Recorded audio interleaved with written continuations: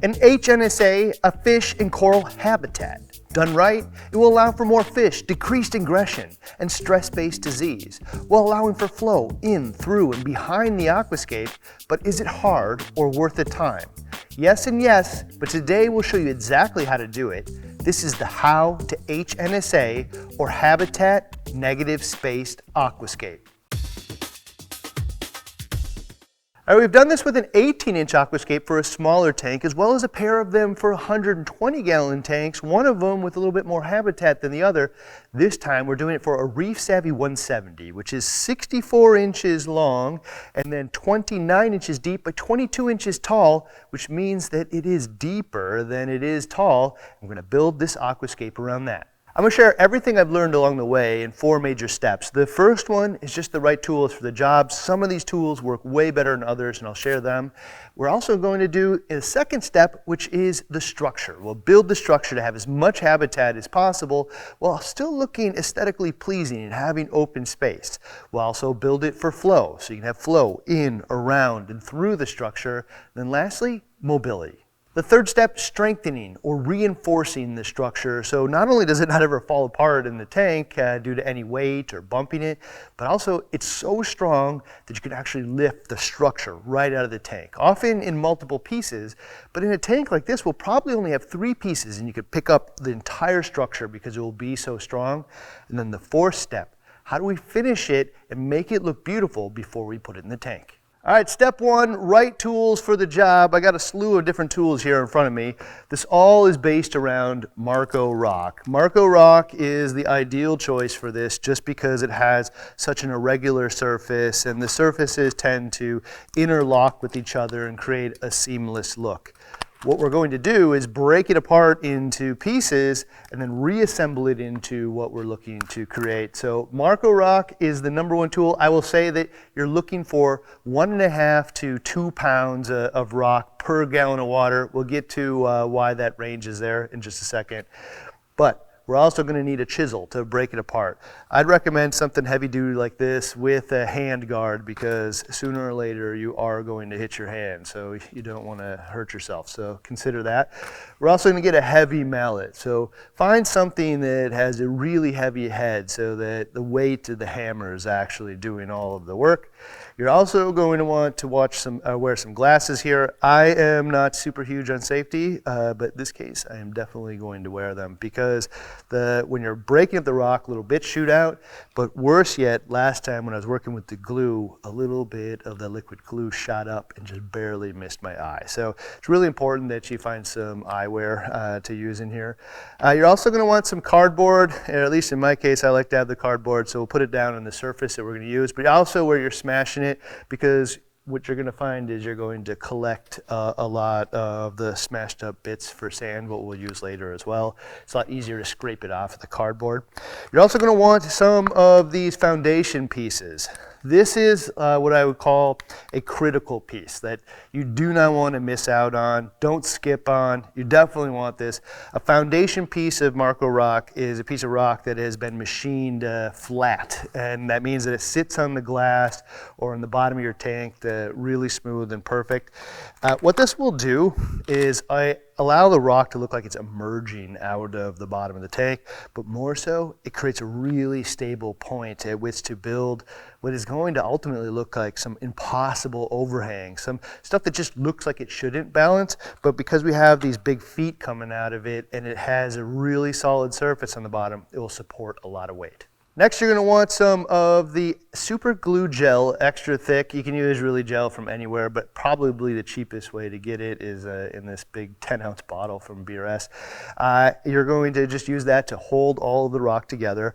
You'll use some of these sticks here to be able to smear the rock or the glue into the places that are kind of hard to reach sometimes.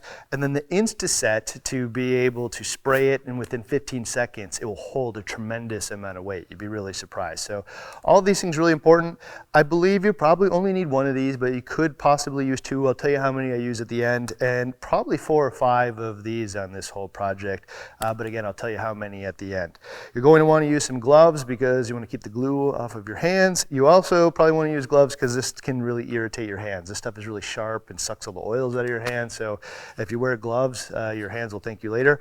We're also going to use some epoxy here. This is stone gray epoxy. Last time we used the Sea Chem gray. Either one is just fine. This is going to provide all the structural support to the entire aquascape, and the gray is really easy to hide. We'll show you how to do that. I'll tell you how much of these we used. The last one for a 120, we used 20 sticks of this stuff, so my guess is probably around 30. We also have the general bonding glue. This is like water-like consistency. Again, in this big jug from BRS here, it's probably the cheapest way you're going to be able to buy it, but really any water-like glue will work just fine. And in this glue, what you're going to do is use it to cover up the epoxy with some of the dust that I'll show you in just a second. You're also going to want some kind of strainer. Any old strainer will probably do. The finer the holes, the better. When you're done crushing up all this rock, you send it through the strainer, and you'll end up with some kind of like sandy powder like this. This is what we're going to use to cover up all of the epoxy areas and even the super glue areas, so it looks like one seamless piece. So we'll show you that in just a second. You're also going to want some canned air. Any old air will probably do. You're just going to spray off all the powder after you've glued it on. It takes a couple of seconds, and it will allow you to reapply it. Probably only 2 coats will hide everything.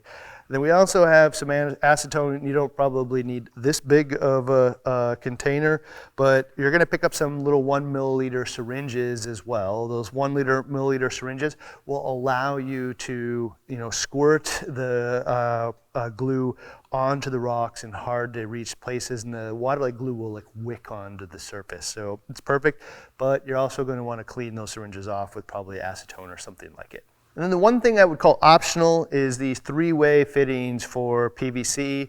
This allows you to build a box or cube out of PVC. The results of your aquascape will absolutely go up with this because you can see the exact height of where you want to go at any given time. You'll see where the edges of the tank are throughout the entire process, and because of that, the resulting aquascape will fit the tank better. All right, step 2, building the actual structure. The heart of this is we're not going to just stick to the big boulders that we were given. We're going to actually shape it into something that we're looking for by breaking it apart and gluing it back together. Because we're kind of forced with this whole look if we had just stacked the things together. So instead, when we're going to break them apart using the hammer and the chisel, which I'll show you in just a second. But I want to show you what we're looking for because this might be kind of surprising. This is about the size piece that's probably going to be the foundation of what you're building. And this is about what you're looking to create, which is irregular shaped pieces, because you're going to get a lot of what I would just call smaller boulders. And these have value, they just don't tend to produce what you're looking for. And I'll show you a couple of tips on how to not end up with just a bunch of more round boulders. In this case, I'm looking for areas that shoot out, flat surfaces, just irregular shapes. You can see that some of these shapes here actually don't just look round, and you're going to be able to create something totally new and different out of it. Some of them actually have little holes already in there, and you can see that. Or nooks and crannies. When you chopped it and broke it, were you able to save the little hole that was there? Because ultimately, what we're probably going to be able to do is build a even better cave as we put it back together. So a lot of pieces that are just irregular shapes. So trying to find not necessarily just like a specific shape when you're breaking it, but that it doesn't end up just like a bunch of round pebbles. And always looking at for little unique curves. This smaller piece, you'll be surprised at how many of these little pieces that you'll end up using to create something totally new. So this is the point where I said you want 1.5 to 2 pounds of rock per gallon of water to be able to create this. And I would say 2 pounds if you're just going to smash through this or if it's your first time, or 1.5 pounds if you've done this a few times and you got an idea of how to get the types of shapes that you want out of it. Because obviously the better you are at creating the shapes you want, the less rock that you'll have wasted, I guess. So in this case, the way I would say it is you want to look at the rock and imagine if I hit it here and it's split down the middle, would it turn into a big round piece or would it create a irregular shape? And so I see right here that it looks like there's a fault line for me that if I hit it right here, I'll be able to create something irregular. Let's see how that pans out. So it worked out. So instead of having a round piece, I was able to get this irregular shape here, and you can see that it's flat. And what I'm going to be able to do with a piece like this is then create a new shelf. I'm going to be able to create a whole nother look out of what would have normally just been a boulder. So being able to split it off, and even in this one, basically I took that round shape and now I turned it into a flat shelf, which again, I'm going to be able to connect to other pieces to create something totally different. You're going to see how this all comes together. It's going to be seamless, and it will look like one big giant reef instead of a bunch of different pieces of rock glued together. All right, so in the past I used to use sand to cover up all the joints, but I actually found that this powder works better, and I'll tell you why in just a second. But the powder, we're going to scoop up with all the rubble, we'll put it through our strainer, and then we'll just collect it in the bucket. And then the thing about it is when it's left over, we got all these little bits, this is what you'll probably want to hit with your hammer to turn it into more dust when you need it. But this is why I suggest using this over sand, is because it's so much finer. It's like powder-like, and the powder is impossible to see when you put it over the joints, whereas if you buy sand and put sand, you'll see the little granules of sand. It'll take a while for the coralline to grow over it. And to be frank, this stuff is all free and just a byproduct of the smashing process. So also wet sand, often it's shipped kind of moist, and when you use the glue, it will lock in the moisture and it'll have a different color. And so just as powder, save it and we'll use it. You'll see how we use it later, but this is why we have the cardboard in the ground, just because it'll make it a lot easier to scoop up and save it for the aesthetic process. All right, so before we glue a single piece of rock together, we got to think about what's going in this tank, because we're building a habitat. Not an aquascape, which is for our eyes, but a habitat that is for the organisms that live in this tank and depend on us to do this right. So the first thing is, if you're going to grow SPS corals predominantly in this tank, probably don't want to go above the 50% mark. That is actually going to be really, really tough to hold yourself back on. But if this is all SPS, really stop somewhere about 50%. Some portions of it can actually go a little bit higher. But the reason for that is the SPS corals grow into 8-inch tall colonies. So if you go above half, all of a sudden they're just going to go out of the water. You're not going to be able to get flow over them. And it's actually not going to look as good in the end. So in the beginning, be okay with the tank isn't as full, but you know where you're going. However, if you're going to do an LPS tank or a softy tank, often you can go up to about the 70% mark, meaning right about here, you're going to want to leave at least 30% of room for not just growth, but also flow to go across the top of the tank. Even if it isn't actual power heads shooting across, the water that's coming across the front has to go back somewhere, and it's nice if we can get it all around through and all about the entire tank. It's part of what we're trying to do here with this negative space aquascape built around habitat. The other piece is think about the fish. So if you have a lot of tiny little fish, then most of the habitats that you're going to create in here for the anthias or chromis or anything are going to be tiny little nooks. And in fact, if you think about how a lot of chromis grow in or live inside of acros, well, maybe we'll try to recreate something like this. Well, we're waiting for acros to grow out into a big 10-inch colony. We can have a colony of little holes. The wrasse is also like that. So sometimes you're going to build a little colony of rock down in the bottom with tons of little holes in it, so they all can kind of live there together and shoot in and out like they do in the wild. So think about the whole thing. If you have big, huge tanks, maybe some of the habitat should be bigger as well.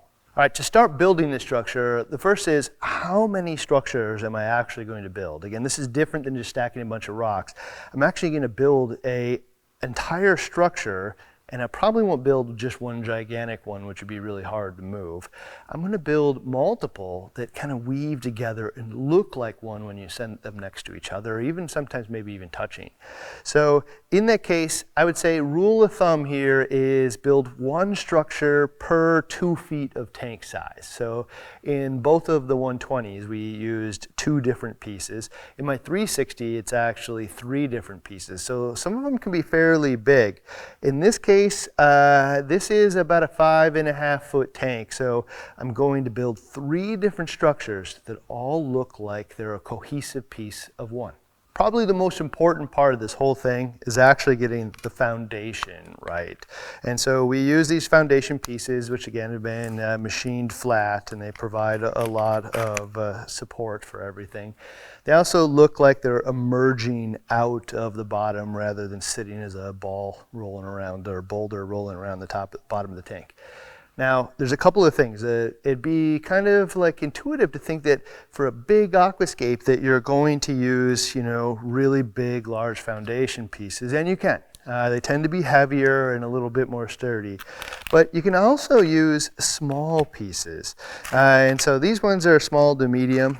And instead of having one, I can just piece together, 3 of them to make one large foundation piece that kind of snakes around. Now you can already see this is where I'm going to create a cove in here. And sometimes you'll get lucky and there's a natural piece that has a cove already built into it. And you can actually weave this together again. Now this is something where your big blonde Nassau tang is going to live inside of once we bring it all together. A place where they can find security, escape aggression, and really the heart of what we're looking for.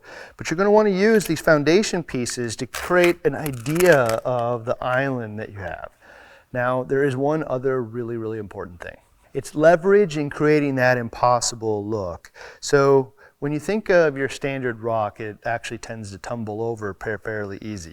However, in this case, if I have a big, huge piece like this, what I can actually do is start building this rock work, and I can build it with this big, huge open area, and it will look like it shouldn't actually, support that much weight, and I would obviously not use foundation pieces like that, but you can start to create this overhang. And the reason that this is going to work and not tumble over is because this foot here is actually taking all of the weight, and it's so flat and it's just really, really stable. So when you're thinking about this, think about where the connection point is. If the connection point's right here, you're going to be able to build in that direction really far out, and it's going to support a lot of weight.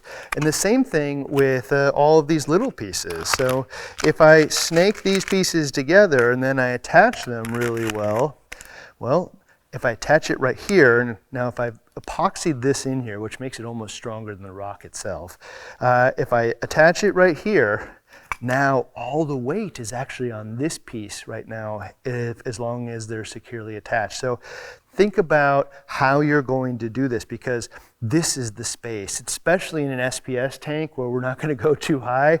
This is the space where you're going to find all of that negative space just by creating really, really sound structure that can support that weight. One other thing to account for is don't think of all of these as looking like your actual structure, because in many cases it's only 1 inch thick, which means that it will actually be covered in sand. You'll only be able to see the top kind of erupting out of it. So this isn't necessarily the way your aquascape will exactly look, but think about the parts of it that are going to be exposed. So after a little bit of work, we have developed the 3 basic structures that are going to be on the bottom. And I'm going to give you just a little bit of insight into what this is going to look like. This one right here will eventually be like a little cove, and we'll fill in some of it. We probably won't arch all the way over to make a cave because it gets a little predictable there. What we're going to probably do is create shelves that come out over and have that kind of impossible look where it doesn't actually touch. And so that's what this one will be. This one over here, one of the really cool looks that you can get from the side is actually when there's big holes coming through it. I actually saw an Aquascape on Ask BRS the other day that kind of gave me that inspiration. When you see the side and there's big, huge caves in it, it allows a little bit of habitat and area for larger fish, and has that stunning look from the side. You can really see all the way through instead of just seeing a bunch of rock that stops the side view. This side in the middle here, I just set this up to give you an idea of, I'm not really sure where it's going to go, but you can see that now I can swim through here, I can swim through here, and we created what will start to be like a big open structure. However, what that is really going to start with is just 3 foundation pieces that are on the table here. We'll build the rest of it afterward. So it looks to me like we have 1 small and probably 3, oh, this one's probably a large one. These are probably 2 large ones as well. So 3 large ones and about 5 medium, 1 small of the foundation for this 5.5 foot long tank. This is the part where we're going to build it up from. All right, so before I get to how we're actually going to glue these pieces together and a few tips on that, I'm going to say one thing. This isn't going to look that cool until we're finished. It's the nature of a 2D image and low contrast with a lot of light. So you're going to see this thing come together, but at the end of it, you're going to see how the 2D image turns into a 3D structure as we take some 360 panoramic views and you really get to see how open this whole structure is and how we created something really special. All right, so there's a couple of different things about glue in this stage that are really important. One is we're going to use this gel, right? And that might seem real obvious, but you're going to try to look for where the stuff actually connects and then get the gel in there. And so this is going to be our first attempt at getting this to hold. But on the foundation down here, this is actually the most critical part, especially if it's ever going to support any weight.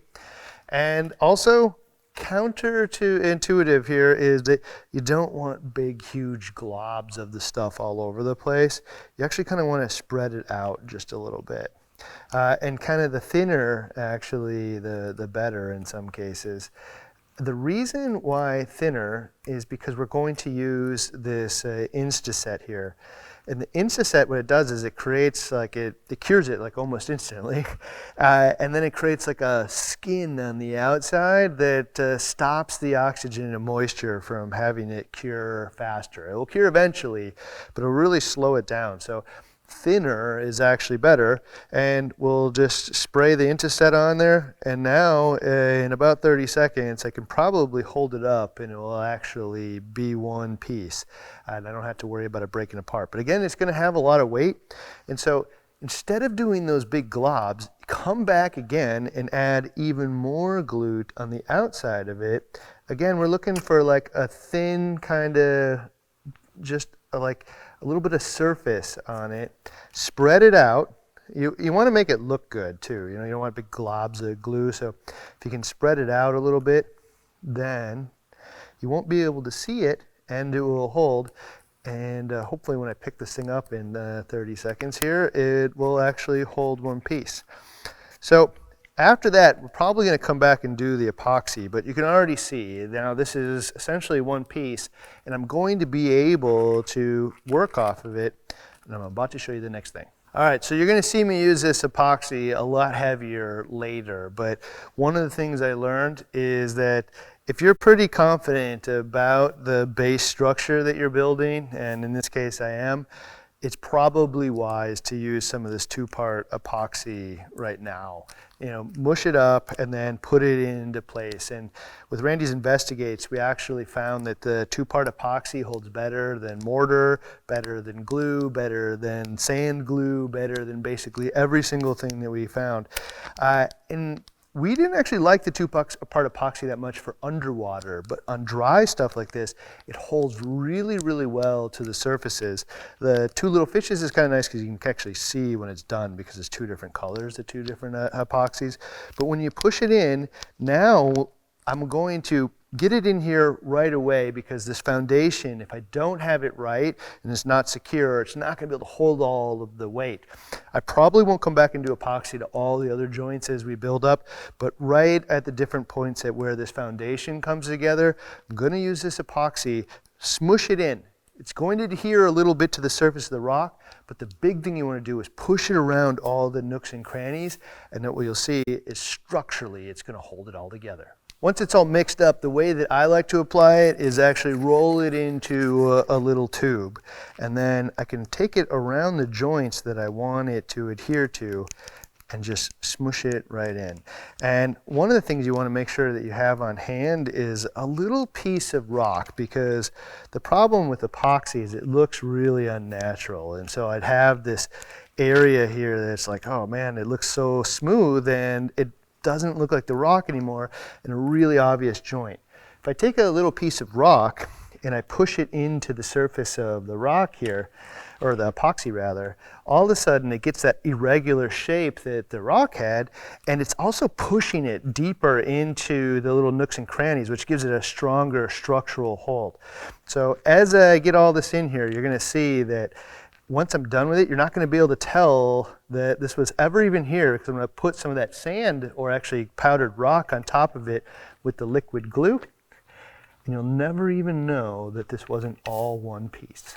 All right, we have the foundation all epoxied and glued together here, and we're ready to start building that. But I want to share a couple of things. Epoxy is not all the same. First off, this Aquastic from Two Little Fishes, it's a little easier to see when it's mixed. It takes about 20 minutes to cure, but it does form this like darker gray, which is going to be a little bit harder to cover up, but don't worry about it, we will get it. The Seachem here actually forms a lighter gray, which is a lot easier to cover up, so this would probably be my pick. It also has a 5-minute cure time, meaning I got 5 minutes is enough time for me to get it into the place that I need it, and then in 5 minutes it's really, really hard. It takes 24 hours to fully cure, but cures a little bit faster and a little bit lighter. But here's the thing that I'm going to do this time, which I haven't done before, is because I've secured the foundation already, I'm actually going to flip this thing over, and we're going to apply epoxy to the bottom of it and really give it the strength that we're looking for. All right, so we're about 8 hours into this. I thought I'd pause, and I think we're about 90% of the way there. Again, 2D image, probably doesn't look super cool on camera, but we'll get some 3D shots to show you exactly how it looks. But really, we should find some depth, a lot of nooks and crannies in here. And I wanted to share some tips at how we created this thing. First, I wanted to point out the difference between what is an overhang, right? So this overhang right here, you know, a fish could kind of swim through, maybe, you know, hang out in here. And the difference between like a cove down here. So this is a cove where a fish could swim in, and they tend to look like they feel more secure inside of these little cove areas that have more shelter from various areas. What I've actually found is that when you create the cove areas with more security, you think you wouldn't see the fish, but a secure fish that's happy actually comes out into the open water more often. So it's actually the opposite. I'll say another aspect of this is with these overhangs and bridges, there's a different effect. So this is an overhang here, this is an overhang here, this is an overhang here, and the difference is a bridge will actually go all the way and then reconnect here again. So I will tell you that I avoid creating bridges wherever possible. So every single piece here actually doesn't touch the base at all. It's all connected at just one point. And so if you look for anywhere you can see that none of this is actually connected below it. And that is what we're looking for. In most cases, I'm looking for an ability to just create, impossible looks. And it's most important actually at the bottom. So at the bottom is where you're going to get all that negative space. If you just stacked rock on top of it, and stacked it at multiple points, you'd actually wouldn't be able to get all this open space. In previous builds, we've actually tried to interweave the 3 different aquascapes together. And in this case, actually, I did the exact opposite, which is I kept very distinct lines here where they stop and one starts the next. And I think it actually turned out to be more of a negative spake aquascape because you can see the actual areas in between all of the rock, which to me really, gives that sense of depth from front to back, gives areas instead of the fish just swimming back and forth, they can swim in and through and around and really create that habitat that we're looking for. Another piece I don't want you to overlook is actually this piece right here. And this piece right here is just a bunch of little pieces that we glued together to create another little mini habitat. And wrasses and things like that will live down in here. Just a few different pieces glued together, a few different entry and exit points in here, and you can set it down. But one of the cool things that you can actually do with this as well is if you build these, they tend to make really cool habitat structures like basically anywhere you put them. So you can take these things and put them almost anywhere and build little open areas all around the rock. So these little structures here create great little habitats in the sand, but also great places to put zoanthids or xenia or other things you don't want spreading onto the rock, but also build them because you can add them here. And in fact, you might not be able to see it, but this entire area is actually just a big one of these. We've glued a bunch of rubble together. So there's all kinds of habitat right here at the bottom and tons of little nooks and crannies underneath. You might not be able to see it, but that's actually what's going to create all the security for the fish. And in fact, the difference between this single rock here and all the other ones is these ones we glued the bases together, the foundation rocks. And so this one was a big, huge cove here. This one's just kind of an L shape. This one, we took two pieces of foundation in the back, and then we built out that little habitat in the front, and we did secure it really tightly with epoxy because it's going to hold weight up front up there. But what we did then is created these huge, huge swim throughs here for bigger fish to rest in, and it created a totally different effect. Another slight tweak that we made this time is on the foundation in parts that we could tell like we're really having a hard time holding the weight with the super glue alone. We went ahead and used the epoxy on the bases where they attach just to be able to hold all this weight. Because again, over here, this entire top piece here is actually only touching 3 points away in the back. All of this down here is not connected at all. So it needed to be able to hold all that weight. And so in a bunch of different places this time, we actually went through and pushed in some of the epoxy just to hold it together while we're building. Also, one of the things that we're really paying attention while building, and this PVC frame helps a lot with, is thinking about where the flow is going to come from. And so one of the beauties of this type of aquascape is there's all this room in the back be able to get flow back there. That means that it won't become a detritus trap or like essentially the tank's toilet back here like it normally would in like a rock type aquascape where everything just settles out and there's no flow. You can actually get flow back here to flush it. You can get flow over the top. You can get flow over the middle. You can actually probably put power heads in the back right here between the aquascapes and get flow all around, and there won't be any dead spots. Another thing that we found is avoid parallel lines and right angles because those things rarely exist in nature, at least in a natural reef.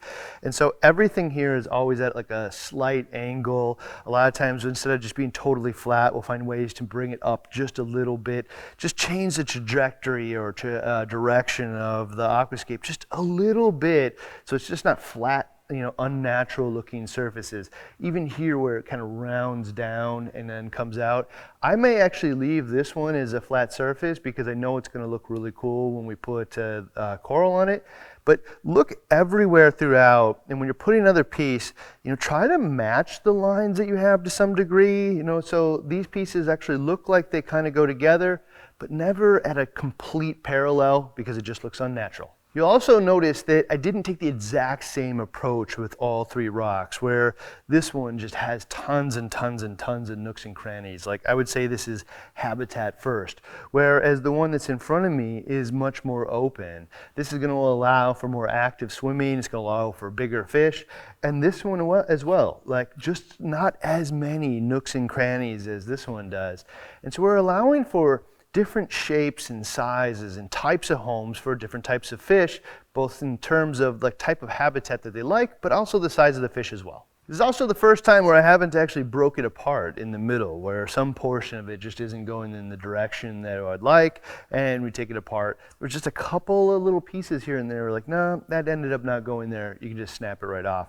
The big thing here is just don't be afraid. If it's not going the direction that you want, just break it off and start again. And also, you know, it's just as much about finding bigger pieces as it is assembling a lot of pieces together. For instance, this is 3 different pieces here that are all glued together to create this shelf, whereas this whole dome here, like that rock work just doesn't exist in nature like that. And so it's probably about a dozen different small pieces glued together to create that effect. So just start fitting them together and seeing how they can form a shape that you're interested in and can be installed on any portion of the scape. There's also one universal truth here, which is fresh eyes actually do way, way better work. So if you get stuck anywhere, just take a couple hour break or even come back to it in the morning and you'll find like all kinds of new ideas and innovation and how you're going to put this together. It just goes a lot faster if you don't try to power through the entire thing. If you remember earlier, I actually said that I want these things to be mobile too. In case I ever want to catch a fish, I want to move the tank. I don't want to have to stack all the rock. I don't want to kill all the corals that are on there. And I think that we achieved that. You know, most of these things are pretty light. Like, I mean, this is probably 25 pounds. It's not all that heavy. I can pick up any one of these things, take it out of the tank and put it back in. I could probably take out all 3 of these pieces, completely remove the aquascape, catch any fish they want and put them all back in. In fact, in many cases, even with the corals, if I was really careful, I probably wouldn't damage any of the corals either. So that isn't necessarily true. If you have a flame angel in the tank, how would you possibly get it out? Some people are really good at trapping. Other times, that fish is just too skittish and you'll never catch it.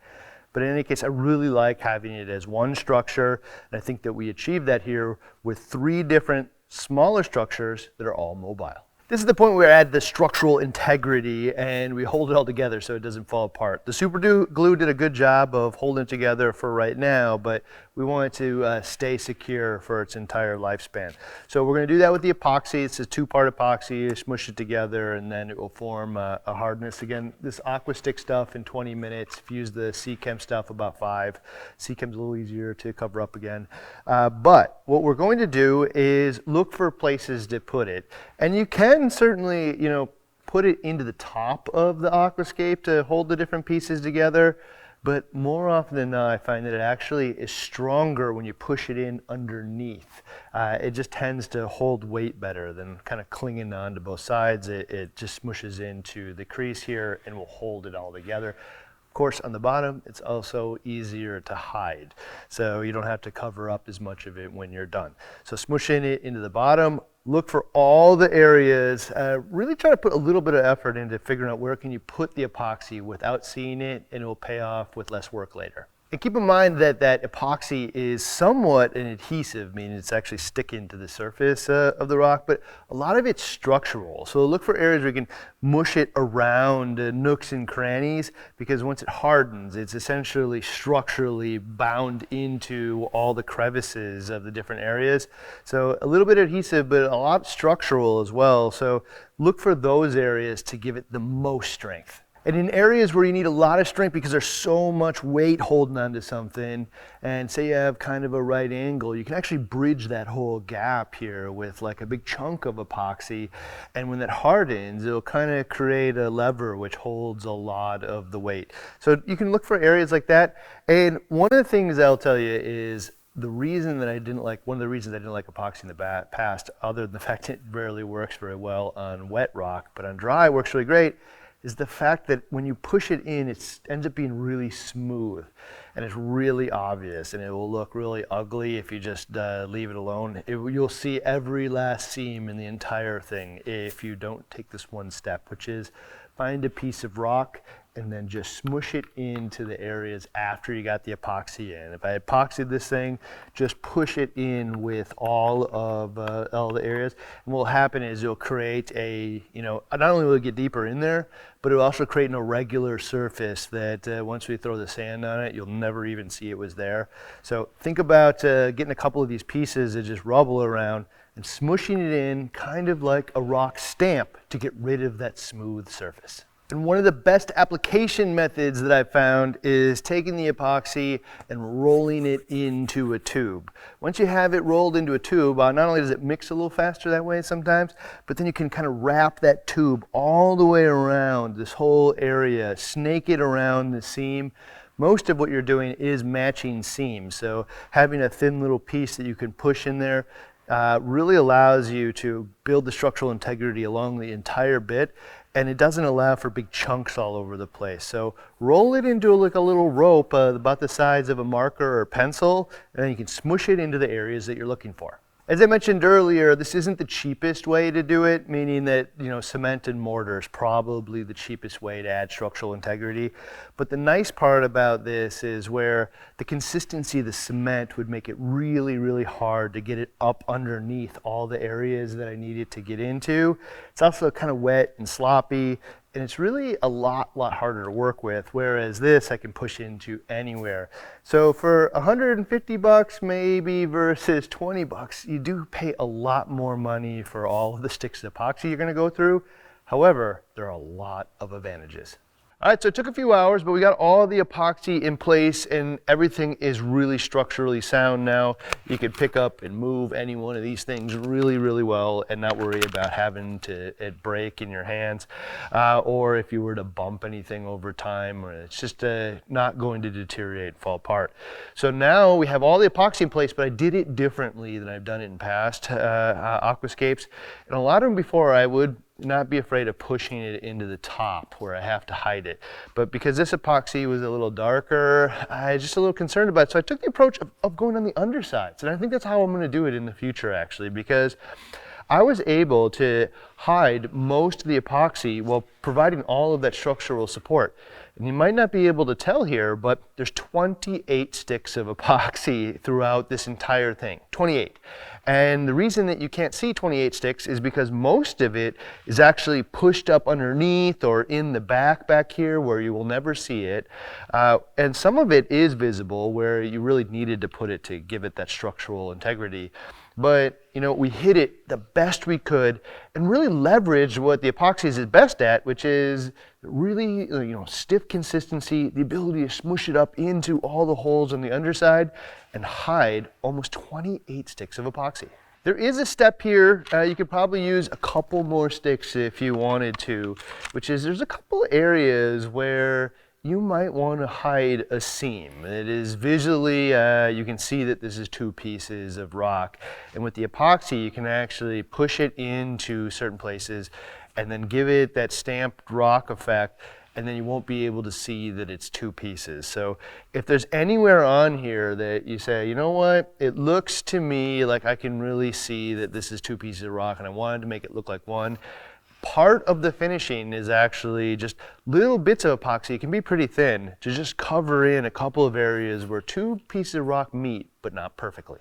All right, now all over this rock is bits of epoxy and glue. You can see it all over the place. Some people might not care. Yeah, you can just throw it in the tank and eventually it'll get filled with coralline algae, or corals will grow over it, and it's not a big deal. But I gotta tell you that I'm one bottle of glue and a little bowl of dust and maybe 2 hours away from making it look pristine day one and not waiting 18 months for it to get covered in coralline algae.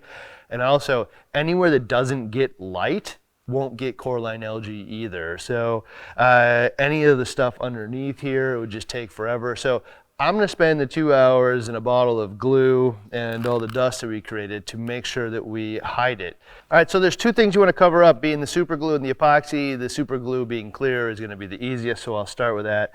Again, we have that general bonding glue. It's liquid-like. I got like a 1 milliliter syringe. I'm just gonna suck some of it up. And now what I wanna do is just put it on top of the glue as well as a little bit on the rock. And the nature of this stuff is that it actually wicks onto surfaces because it's so water-like, and it dries really, really fast. So all I need to do now is sprinkle some of this on top of it. If you want, you could probably push it down. I've really found that that's necessary. And then almost immediately, you can just come and blow it off. And you can see already the whole thing is gone. So if we take one more approach to it, for sure it will be gone. And there goes 1 milliliter of glue. And I'll sprinkle a little bit more on. And then voila. You'll never ever see that there was any glue there at all. It's totally hidden. And this is where this dusty, sand bits, even the oolite has grains that are big enough to be able to see when you do this. With this dusty stuff, the result is smashing up the rock that's the exact same color of the rock. It just blends in super well. It was really easy to do, and you can already see why in 2 hours, man, you could cover every single glue line here and never ever be able to see them. All right, now with this epoxy, it's gonna be a little harder because it's gray and it won't hide quite as easy. But you can also see that irregular surface that we stamped on there, really important. And you can just see how it just kind of wicks all over this surface of this stuff. So this is why this water-like stuff works so well. And we'll just throw some on here. And I bet you this is, because it's so dark, it's probably gonna take, just a few tries at it. But you know what? Look how well it worked already. So this is actually gonna take just the same amount as that lighter C-Chem stuff. And I bet you within one more layer of this, the second layer, you're not even gonna see that there was ever even any epoxy there. And voila, epoxy hidden. And you can see all the lumps here that we took the time to stamp in there now looks like an extension of the rock and perfectly hidden. All right, the other piece of this is you don't have to do them one at a time. You can do about 10 of these things at a time. So you just kind of quick squirt a bunch of it on here and throw your sand on top of it. And then I'm gonna go ahead and glue a couple other ones before I blow it off. And you can also just kind of wick it right in the places that you missed, already. And sometimes if you put it on thin enough, you might even be able to throw some glue on here and wick it right through the glue. But the point of the matter is do a bunch of them at once and then come and blow it off. It'll just save you a lot of time. So a couple of tips here. I'm just using some cheap syringes that I picked up from BRS. You could probably get a box of them from like CVS or Walgreens. But I'll tell you, the one out there, if you could get your hands on it, is those ones for like Frank's F-Aptasia or Aptasia X. It has a little metal tip on the end. That really allows you to fine tune it a little bit better. But honestly, you're probably going to want to go through a bunch of these. I do have a little cup of acetone here on the side that I can rest the syringe in between uses, maybe even fill it up just so that it lasts a little bit longer. Because it's obviously super glue, so they will get bound up. They last surprisingly long, so you won't have to go through that many, but if you take a little bit of care, it'll be a lot easier. Also, I was able to get 3 bowls of this fine dust, and I'm not real careful with it. You saw I'm just throwing it on top of it, and in the end, what I'll do is just scoop it all up, use a credit card or something like that, scoop it off of the cement or off the cardboard, and put it back in the bowl, just kind of keep recycling it. Sometimes I'll put it through that sifter again, just to make sure that small little pieces of glove or epoxy or whatever don't get in there, and I don't start sticking pieces of gray. But yeah. You just kind of recycle it, let it flow onto the ground. And because it's so strong now, don't be afraid actually to flip it over and get into the undersides. And if you see that it breaks because you forgot to secure a piece as well as you thought you did, perfect. This is the great time to actually test the structural integrity of the whole thing. And if it can't sit on its side, fix that, add some more epoxy and make it stronger. But really don't be afraid to like turn it on any angle unless you have something really fragile that you just know is a risk. But yeah, that's all you gotta do is just keep applying the sand to different areas, and sometimes it'll probably be easier to turn on the side. Other times you can take a little spoon, it'll get way in there and just kind of fling it over on top of the water-like glue. And in any case, I'll show you what it looks like in about 2 hours here after we cover up all of the epoxy. All right, so this is where this ended up, and I think we hit all of our major goals. Habitat first, absolutely. We have big giant swim-throughs here. We have tiny little holes up front, tons of tiny little holes over here, big huge open coves, ledges, caves, everything throughout this entire aquascape. And I think we also hit the aesthetic part. It looks beautiful. We have a style of aquascape that I think actually is a lot more fulfilling than just stacking a bunch of rocks up as a wall, at least for me. And you can see that even though we didn't intertwine it this time, they all look cohesive together. You can see that there's lines that they follow each other, and that just kind of makes it look like they all belong together. And aesthetically, I think we nailed it. The pieces are all mobile and not too heavy. In fact, all of them we were able to tilt onto basically every single side as we flipped it over and tried to clean up the epoxy with the rock dust and liquid glue. And not a single piece of anything on the entire thing fell off. So all of it really, really secure. We can pick it up and lift it out. It's also really designed pretty well for the flow as well. You can see flow is going to go over the top. We bridge a gap in height between the SPS height and the LPS height, somewhere in the middle of that. But flow can go over the top, flow can go behind, flow can go in front, and a lot of it will actually hit each other and then go through the open areas all throughout the rock work as well. So really great nutrient export as well as delivering all that flow that the corals rely on. I promised you we'd also share some of those materials. I was wrong about the 28 sticks of epoxy. It was actually only 20. We found some laying around. We also used 2 bottles of the extra thick super glue, 5 of the Insisets, and only 1 of the general bonding liquid glue. The next important step is to rinse it off. We want to get the glue, the epoxy, the accelerant, the canned air, and probably most importantly, the dust off of the surface of the rock before use. So soak it for a couple of days, swap out the water before you get it ready for cycling. But where do we go from here, and how do you build something like this? Well, I'm going to leave you with some panoramic shots where you get the 3D look as the camera moves around it, and you can see all of the different caves in just a second. But also, I'm going to suggest that anybody else that builds these use the hashtag HNSA or Habitat Negative Space Aquascape, and you can get inspiration from others and share your inspiration with others as we figure out how to evolve our aquascape game.